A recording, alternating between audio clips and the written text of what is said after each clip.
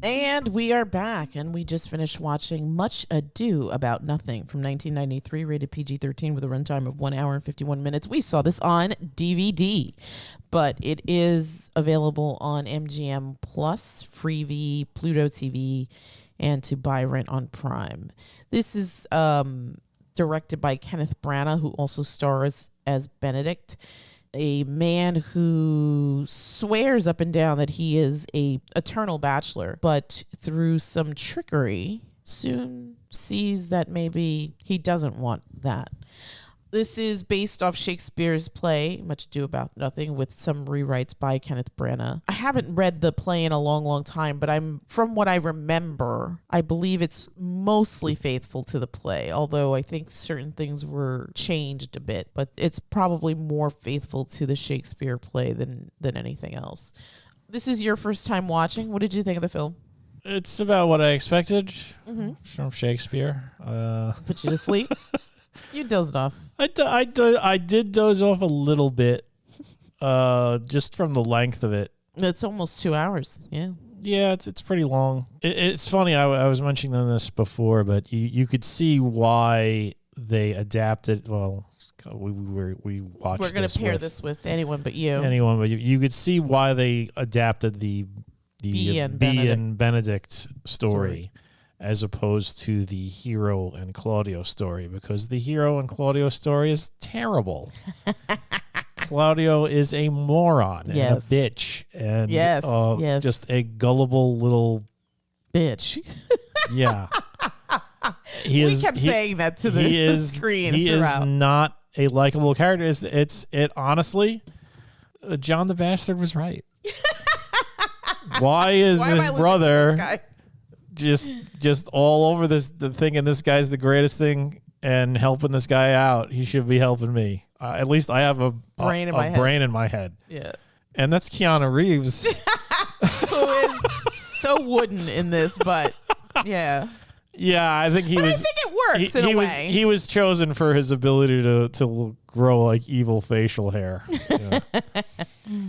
Yeah. The story with Bee and Benedict is interesting. It's enemies to lovers sort of thing, and you see they have like that repartee with one another, very witty, very biting. They as soon as they see each other, it's like yeah, it's off to the races. It's off to the races. They don't even wait. They just start snipping at each other, and it's like watching two playground masters having a Yo Mama joke contest. And that is the more interesting of the two stories. And then you have all of this stuff with Hero and Claudio, and oh my God, it's just torture to sit through, because literally, Hero is a non-existent character. She's basically a prop. Yeah, she doesn't really serve a purpose. She is there to be, oh, look how pretty she is, I'm going to marry her. Claudio, on the other hand, is a moron. I don't know if he was hit in the head during the war, but he is not a very intelligent person. The prince, Don Pedro. Don Pedro is also kind of a non-existent character either. I got to be honest, I don't really see what purpose he served other than to be the matchmaker, and that I didn't quite get either. It's like, oh, I've wooed her for you. I meant the matchmaker for Bee and Benedict, but he also serves as a matchmaker for Claudio and Hero, because apparently Claudio doesn't have a mouth to open up. Yeah, he couldn't go up to the girl and talk to her, so he had his boss do it for him. What? Like, how are you supposed to like this character? Yeah. You know, it's funny that you said, like, when we were watching it, you were obviously giving your opinions and stuff. And it was funny because I actually saw this in the theater and enjoyed it immensely, because it was just such a fresh, fun, gorgeous looking adaptation of Shakespeare, which is, listen, I think it's hard to do, I think. Yeah. Especially because they're keeping, like I said, more faithful to the original text. And they're English speaking is in very, that. It's very, you have to really listen. And I feel like I've seen this movie enough times where even the lost language of Shakespearean times sort of, I mean, I didn't catch everything, and I think some of the things were lost on me, even on this watch.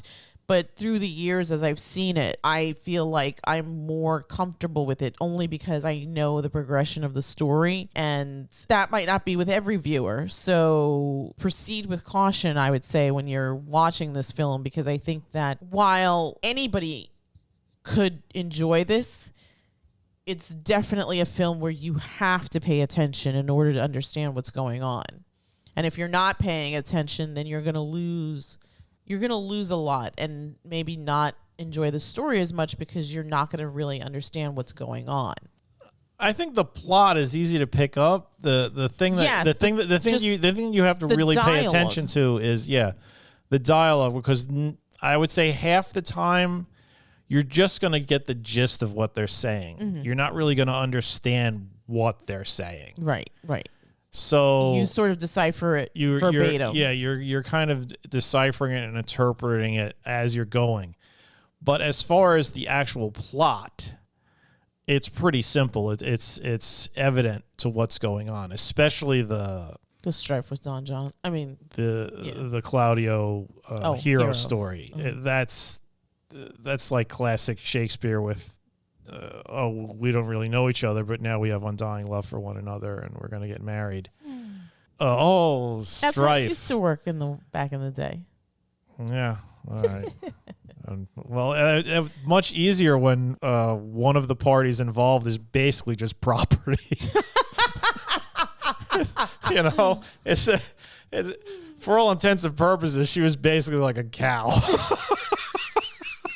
Back then, that's how it was. It was sort of like, oh, yes, you've won this cow, and it comes with all of my money when I die. That's right. Hero inherited everything because her dad. And you deserve it, Claudio, because you're such a great guy for some reason. We can't really discern what it is, but yeah. Yeah, Claudio made out like a bandit. He gets to marry cute little Kate Beckinsdale, and he gets the fortune. Yeah, and that's even after he basically made a fool of her in front of the entire town. Yeah. And the guy still is just like, he's like, oh, you've ruined my daughter, but you can make it up to me by marrying my niece now. Why would he, after that, You've proven, even when he found out the truth, that like a hero is framed, Claudia was still a gullible bitch who then decided the best way to handle this situation is to wait till the wedding so he could just utterly humiliate and tell, basically he's like, you're a slut, you're a goddamn slut. That was basically the wedding. And then the father is just like, oh my God, my daughter's a slut. I'm going to kill her. Oh my God. It's just the worst. These people were terrible. But they got to hang out in Italy for a little bit for filming, so it couldn't have been that bad. They did have some lovely surroundings to frolic in. Yeah. Yes. It was much frolicking. Yes. And they must have gone in the summer because Emma Thompson's tan was out of this world. Yeah. I was like, man. And people weren't afraid to just rip their clothes off with their asses hanging out. It's like 5 minutes of just like dozens and dozens of asses. Yeah, we all got to get clean. Well, nobody had cable. So you got to figure out other ways to entertain yourself. So if somebody was coming, it was like a big deal. I actually saw this in the theater and loved it. Still love it. It's probably one of my favorite Shakespeare adaptations. It's interesting because for a while there, Branagh did a lot of Shakespeare adaptations. Oh, yeah, he was the Shakespeare guy. Yeah. Not that there's anything wrong with that. I mean, there's definitely a beauty to Shakespeare. Obviously, this isn't as batshit as like Othello or Macbeth, or those are kind of like my more favorite ones. But I've always loved Much Ado. I agree with you. It's the relationship between Bea and Benedick it's far more interesting. It's way more interesting. Luckily here, because sometimes you watch movies and people don't have that connection, like when we saw Anyone But You, like the sister and the friend, Hallie, and I don't even remember what the other girls, Callie and Hallie, was it? I don't even remember. But those two, it was like non-existent. Like, you know what? Now that I've seen this, maybe that was it intentional in the other film that they have zero chemistry, considering the fact that Hero and Claudio basically have no chemistry either. They're just sort of like, it's just sort of like, I kind of want a wife and she's pretty. Yeah. That was the criteria for his love. She's there and her face is nice. Whereas Benedict and B, they fought, and it seemed like it was earned. Oh, it was way, way more earned. I mean, even in the beginning, you could see that despite their bickering and biting at each other, it's sort of like an almost grudging respect. Like, oh, that was a good one. Okay, but I got you one better. Yeah, yeah. And they would go back and forth with it, and you could see that there is this connection between those two characters. Yeah, yeah. And you could buy that secretly that, they do like each other underneath it all. Yeah, yeah. They're just far too proud to ever admit it. And the only way it happens is because they overhear other people saying, "Oh, well, she loves Benedict. And, Benedict is crazy about B. Oh, my God, don't tell anybody." Yes, it's a secret. It's a secret. And as soon as that happens, it's sort of like the wall just explodes. It doesn't come tumbling. It just explodes. And it's just like, oh, yeah. And it's funny because Benedict in a previous scene is just like really down on the whole idea of marriage. Oh, yeah. Like super down. Yeah. And it's to the point where it's like, okay, well, that's what this guy is about. But as soon as he hears, oh, someone likes you, it's almost like grammar school all over again. And he just is like, ooh, she likes me. He's like frolicking in the pond. And well, I think it was that she liked him. If it was anybody else, it would have probably been like, oh, another random conquest. Right. Which I'm sure as a soldier coming back from a war, there was plenty of that. Right. But this was this woman who inspires this, I guess, passion in him. Right. A passion to just rip on her. And vice versa. And get ripped on. I mean, I'm sure when he's like mingling with other people and it's time to start throwing insults at somebody else, he's going to be like, oh yeah, B had a good one. What was it? And probably just like hit somebody with that. You know? Yes. And again, it's nice to see the chemistry there. I think when we watched Anyone But You, I think you made a comment like the leads and Bo and the dad or Brian Brown were the only people that were trying. Everybody else was sort of phoning in there. So it's nice to see when those elements come together, because in this film, they were married, and I had no doubt that Benedict loved B and that B loved Benedict. Yeah. Theirs felt extremely earned and believable. Yeah. And a cause for everybody to be like just crazy dancing at the end. Yes. The marriage between Hero and Claudio is troubled. That's started on some seriously shaky ground. Yes. If the first go around at marriage ends with some guy screaming "slut," and Shakespearean, of course. Of course. There's some trouble there. My only other complaint, again, I saw this in the theater when it came out and loved it, but my only other complaint would have been more Brian Blessed, please. Yeah, he was sort of very muted. Yeah. I mean, you saw like the but that was... But that was, it was very few and far between. Yeah, and I honestly, I wish that he was the dad. Yes. Because the guy that played the dad, his teeth just disturbed me. It would take me out of it every single time. I'm like, nobody back then had just these giant dentures like this guy has. Yeah. Those were some fake teeth. They were like audaciously fake. It's like it was like he got a donkey's dentures and put them in his mouth. They're huge. Yeah, I would have liked to have seen Brian Blessed have a larger role. Yeah, Brian Blessed's awesome. Yeah. Any other thoughts about this? How do you think this fares against other adaptations of The Bard? Do you feel like, I'm trying to think how much Shakespeare you've ever watched through your lifetime. I mean, I feel like unfortunately, unfortunately, I've seen several versions of Romeo and Juliet because it's like every couple of years somebody needs to crank one of those out. Yeah. And I hate that story. Although I kind of like it in West Side Story. No, I hate it everywhere. Whatever. I hate it everywhere. Whatever. You don't know what's good. Whatever. I ain't gonna get into it. It's like my hatred of Peter Pan. It's same as with Romeo and Juliet. I just can't stand it. Stop making adaptations of these stories. No more Peter Pan. No more Romeo and Juliet. But I like Macbeth. I like Othello. I guess I like the tragedies more. Yeah. They're more interesting, aren't they? And you could sort of. Isn't Romeo and Juliet a tragedy? It's stupid. It's just stupid. It's a romance. It's a romance and a tragedy. But it just doesn't. But it's just so goddamn stupid. Oh my God! It's like he's 14 and she's 12 or something. I mean, it makes sense that they're making these irrational choices. But come on, get the.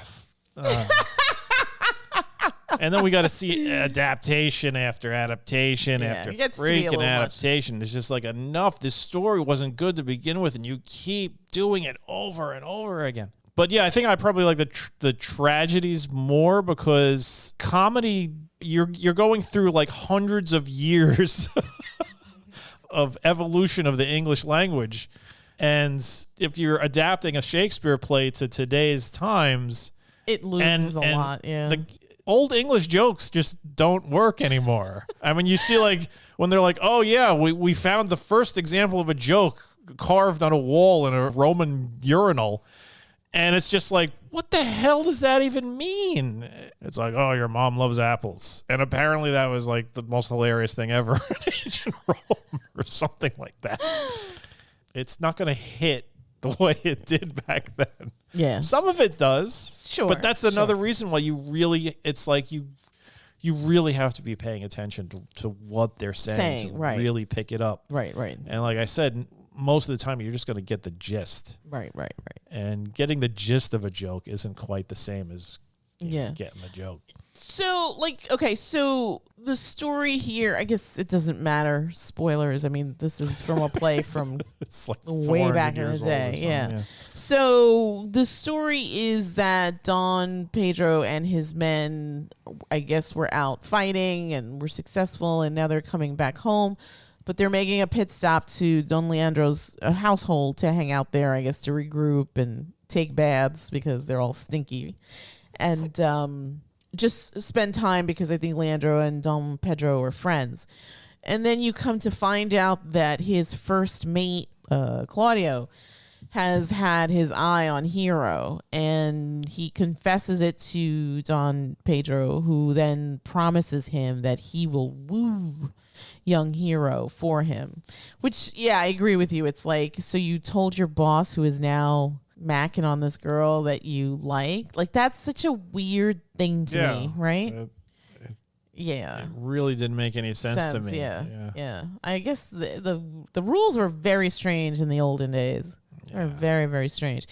And then kind of like what you mentioned before, she's ready to get married, and the night before, Claudio is tricked into seeing something that is obviously happening, but not like the way he's perceiving it. So then the next day, when they're supposed to be getting married, Claudio rescinds his offer and, again, like you said, basically humiliates Hero. Yeah. In front of all these people, in front of her family, in front of the townspeople, in front of her staff. Yeah, like she gets thrown to the ground. It's more than once, I think. Yeah, it's not pretty at all. No, and she's just, even her dad's attacking her by the end. Yeah. That scene always gets me because it's like, oh, give her a chance to explain. But I guess in the olden days they weren't really. Yeah. They weren't two-siding every situation. This is the way it's going to be. Period. Yeah. Prior to this, after, I guess, the party or the feast, whatever, Don Pedro comes up with this idea that he's going to trick Benedict into falling in love with Bea and vice versa. I think that part of the story held up and is really well done here in the play, in the film itself. But again, you can take these elements and I guess repurpose them for a modern audience. Yeah. I would like to see, like you mentioned, we're going to pair this with Anyone But You, but I wasn't too keen on that movie, and I would love to see another director come in and take this property and make it more current, like even lose the old English, tether it to this day and age, use the slang or the verbiage of the young people and tell your story that way. That could work, that side of the story. Like I said, I really understand why in that Anyone But You they kind of jettisoned the whole there's marriage a lot going sabotage thing going on, just because those characters are they're non-characters. Right. It's not. That's the thing that's funny about this is like Claudio and Hero are kind of like the main characters, and Bea and Benedict are sort of the B story in this movie. Yeah. And it shouldn't be that way. Right. It really shouldn't, because Hero is a non-existent character and Claudio is just terrible. Yeah, agreed. Absolutely terrible. And the prince is practically non-existent. He serves random purposes. Even Don John, right? Like, I mean, you see John the Bastard. He actually has a function. He's like thinking and scheming and doing stuff. He's like a catalyst. He's a guy who's moving things along. But I don't care. I couldn't care less about the A story. Any of those people, yeah. So if you were to make it modern, I guess you'd follow the formula that Anyone But You did. But do it a bit better, because seriously, Anyone But You, it really felt like it was clunky. 95% of that cast just were sort of like, can we go home yet? It's always upsetting when you see something that you know can be good and then doesn't live up to any kind of hype. So there are a couple of versions of this Shakespearean story, but this has always remained in my heart as like a fun, breezy watch experience, because I get so much out of it. And I always watching it, even now, I'm like, oh, how could this have been changed? How could that have been changed? There's a lot going on here. It's funny. I was just thinking, because when we were dating, we saw this play in Shakespeare in the Park. Yes. I don't know if you remember. No, you do. I do. With Becky. We went with Becky. And it was starring Sam Waterston. Sam Waterston. And I think his daughter was she, I think she was Beatrice. Or was she Hero? No, I think she was Beatrice, if I remember right. I don't remember. No, because I think she got into some verbal fisticuffs with whoever she was playing opposite of. So I guess he was Leandro and she was Beatrice. Yeah, that was fun. Remember going and having a social life? I don't remember anything about the play. I just remember it was a really nice night. It was a really nice night. The weather was absolutely perfect, and it was a nice setting. I had fun. I did have fun. Same. What do you think of the idea of reimagining Shakespeare? I don't have a problem with it. I mean, he wrote interesting plots and interesting stories. He got it half right in this one. Mm-hmm. I mean, like I said, the A story sucks, but the B story is pretty good. Yeah. And he has been adapted in so many different ways, and some less obvious than others. Yeah, people borrowing the plots, right, or building stories around the plots, and it works. I mean, a lot of his stuff is people falling in love, people betraying each other, ambition, jealousy. All of that. These are like timeless tropes that'll feed stories for centuries to come. And he was good at weaving them together. So yeah, Shakespeare, he's got a decent library. I actually, not that Shakespeare's my favorite author, but I do appreciate a good adaptation. So when something is taken and done really well or adapted in a way where it's different than the original but holds on a little bit to the old, I always appreciate those kind of stories. And I feel like because I love Austen, I'm more alert when it comes to that. Like, I don't really look for Shakespearean adaptations, but this film always spoke to me. I always loved it. This was from the early 90s, an era that's long, long, long gone by. It seems like, remember the 90s? Everything was so... The 90s were the best. Best decade. Yeah. Yeah. It was sort of like a nice reprieve between the Cold War and the batshit insanity that happened after 9/11. Yeah, that's true. Yeah. It was just like this decade of 10 years of just prosperity, good music. It was just a good time. Yeah, yeah. Yeah. And I'm sure interest rates and mortgage loans were easier to come by and lower than they are now. Well, McDonald's food was easier to come by. Like you can get a number one for like $5 or something like that. Now it's like $12, please. Not even. I think it's more than that. It's crazy. It's insane, and it's just like for this shit. And everything is smaller. You know my rant about the freaking Chips Ahoy cookies. Oh, yeah. Remember when they were actually cookies? Now they're buttons. I'm like, what? Yeah, what is the point of this? It's like you're getting a package and you open it up and it's just like the cookies that came in Cookie Crisp cereal. Yes. Yeah. All right, maybe not as small, but exactly. You know what? In 10 years, the kids will be complaining about it on their podcast. But yeah, or like a bag of chips, and it's like 75% air. I was gonna say, and the rest is just air. Like crumbled dust on the bottom. Jesus. Like, Jesus Christ. You know, I just didn't like Biden say something about that on the State of the Union? Even that crazy old coot's getting in on that action. It's the battle of the crazy old coots. Yeah. Oh my goodness. I think when I got into work today, like the first thing, like I guess CNN was on like the monitors, and they're like, Biden's like challenge accepted. Yeah. Yeah. There's going to be the big debates are coming. Yeah. And he's like, I'll debate you twice. Yeah. Or something like that. I was like, ooh, them be fighting words. That's going to be a show. God, I'm not ready. I am not ready for any of this.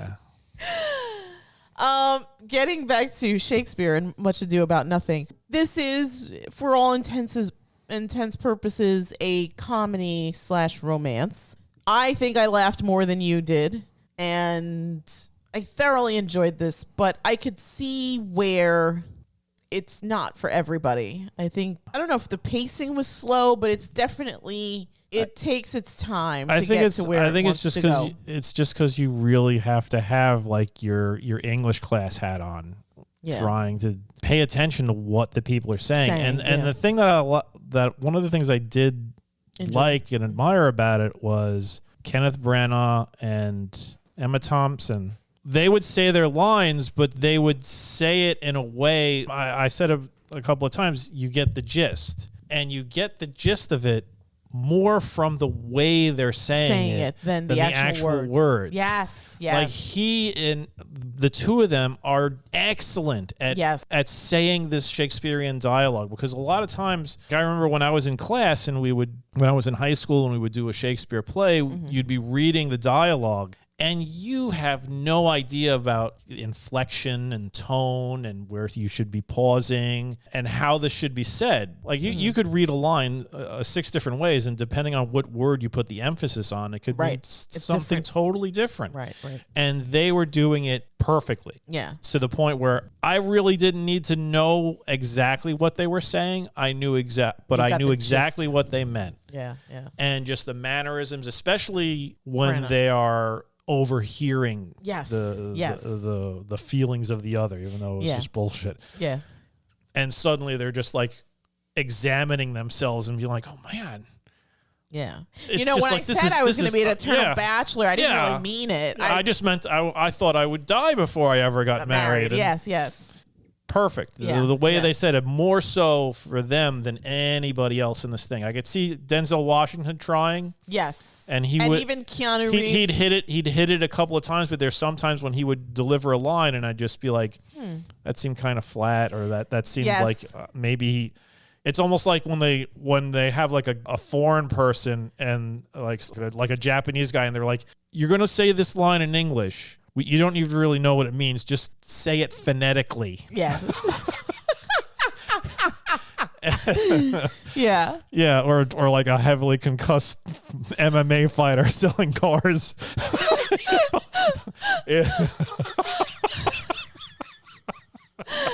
Well, I'm glad you mentioned them because I actually wanted to highlight them. I absolutely love the interplay between Beatrice and Benedict, and I think Emma Thompson and Kenneth Branagh in this particular piece are just absolutely luminescent as the main characters. I mean, to me, they are the main characters. Even though Hero and Claudio exist in this world, to me, the movie is about Beatrice and Benedict and how they go from being enemies to lovers, I guess, in a way. I mean, they don't do anything. They don't. No, they get married. They kiss like 3 times, and then it's just like, we're getting married. Yeah, yay. Yay. So it's right now. But it's funny because in my mind, I felt like, okay, obviously the British have their pedigree, and I'm sure they go to acting classes and they practice a lot of Shakespeare and stuff. So it's funny because like culturally, it's like, okay, well, Denzel needed a little work, as did Keanu. But boy, nope, nothing beats Michael Keaton. I'm like, I don't know what the hell he was talking about. I even turned to you. I was like, I'm laughing. I don't know what's going on, and I'm maybe catching every third word that this dude's saying. But I'm like, I am thoroughly entertained by his performance. He was Beetlejuice. Basically. He was basically Beetlejuice. Yes. But it freaking worked. It worked. He was very funny. He was like, I guess, the comedy relief. Yeah. And he had this gaggle of idiots with him. Yes. And for somehow he's the one in charge.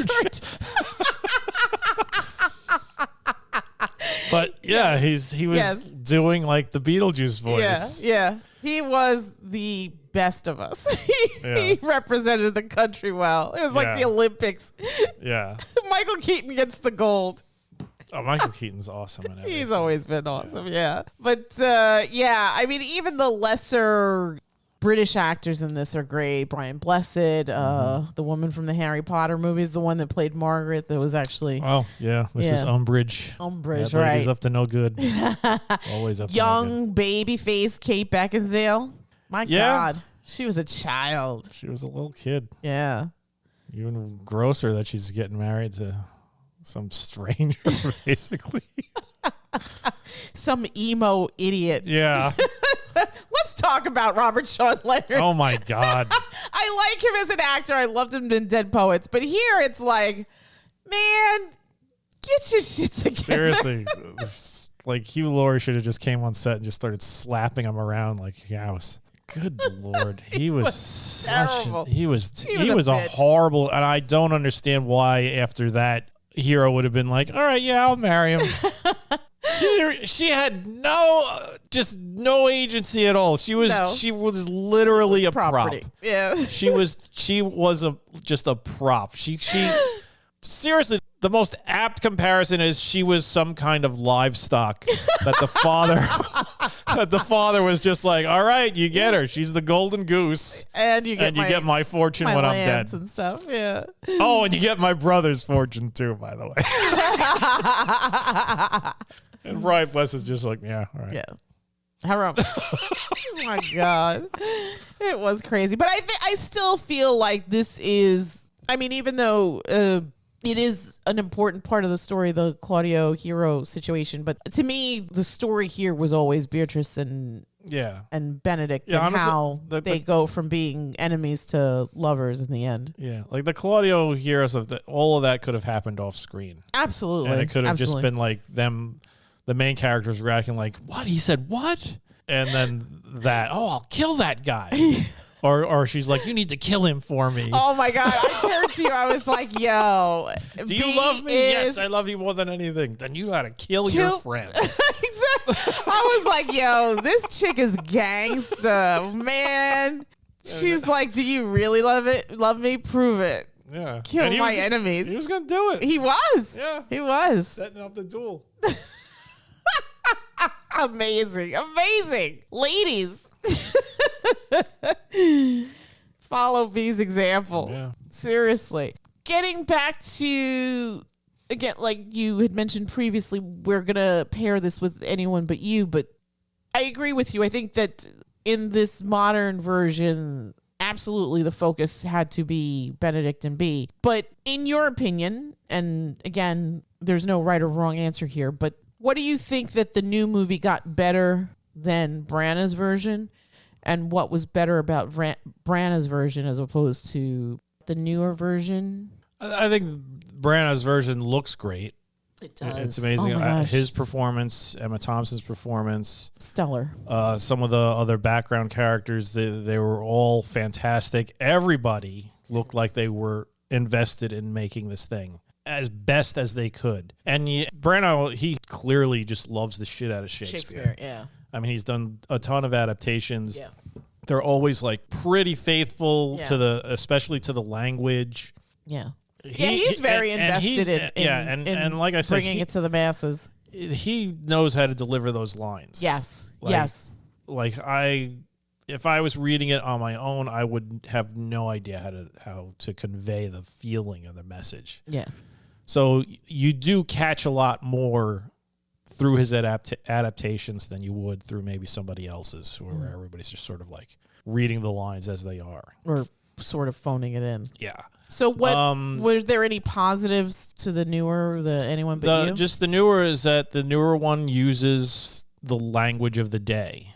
Mm-hmm. It's of today's, so you're catching those zingers, those biting comments, and you don't have that sort of like translation layer in between you and the content. Right. Which is another reason why I really appreciate Branagh and Thompson's performance, is because the way they emoted, the tone, the emphasis they put on certain words, it lessens that translation layer. Right. But nothing's going to beat just people talking like we talk. Fair.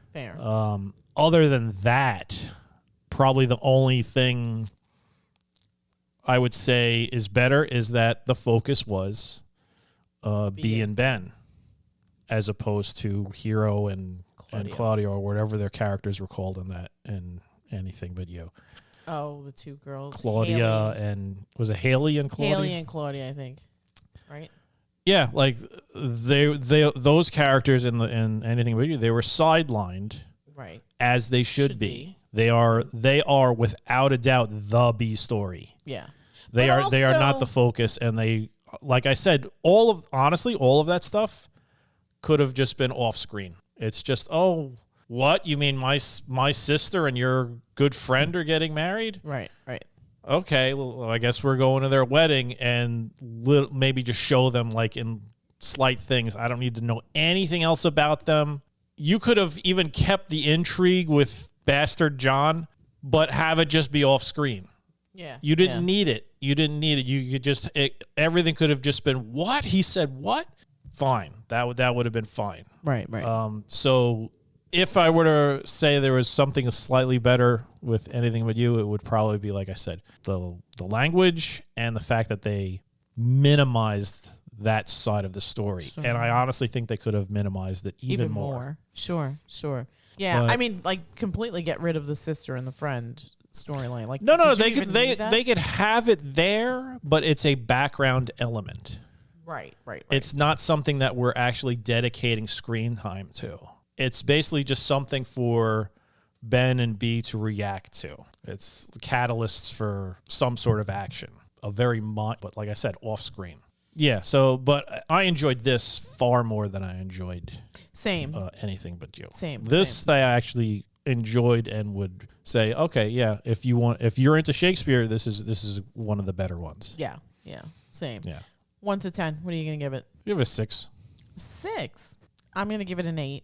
I've always had a soft spot in my heart for this film. I know that Branagh's done a lot more Shakespeare, but I think because it's a comedy and a romance. I mean, everybody loves a good love story, and the chemistry between Branagh and Thompson is just, it's out of this world. I mean, I completely believe like that sequence when they're realizing that the other one is in love with them, and then their reactions to the news. And it's like, after the movie ended, you and I had a brief conversation, and I said to you, it's a very thin line between love and hate.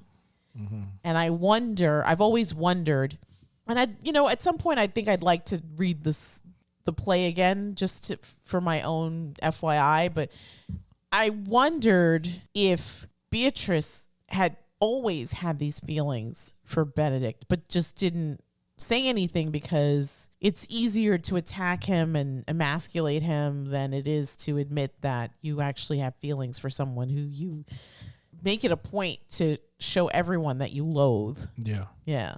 Well, I think in this, there was like in the very beginning, like when they first meet and they snip and snap at each other, and then they part ways. She's walking away and she says something, and you sort of get that feeling that there might be something there. Right. Yeah, because they were quick to turn it around. All of a sudden, it's like, oh yes, I love so and so. Yeah, I think in their hearts, this was something that they like. I think they liked fighting. Sure. They liked each other, and hey, if we can hit each other with some nice little jabs. Yeah. And I think they appreciate that. It's like I said, it's like two playground masters at the Yo Mama joke contest. You could either get real mad that your mama's so fat, or you could just be like, man, that's a good one. Yeah. I'm putting that one in the book. Yes. Yeah. Absolutely. Yeah, I know that Shakespeare is kind of a tough sell. It is written in English, but it is an older version of English than we're used to. So I don't know if this is taught in the schools, but if you have the chance to check it out, I absolutely recommend Much Ado About Nothing. Whether this version or Josh Whedon's version or whoever's version, definitely just give it a whirl and, I don't know, just sit in it and enjoy it. I think it's of the lighter comedies, it's definitely my favorite, I believe. All right, so that's it from us. You gave it a 6. I gave it an 8. Absolutely do yourself a favor and check out Kenneth Branagh's gorgeous, sumptuous, beautiful, funny Much Ado About Nothing based off Shakespeare's play. And that's it from us, and we will bid you all a good night.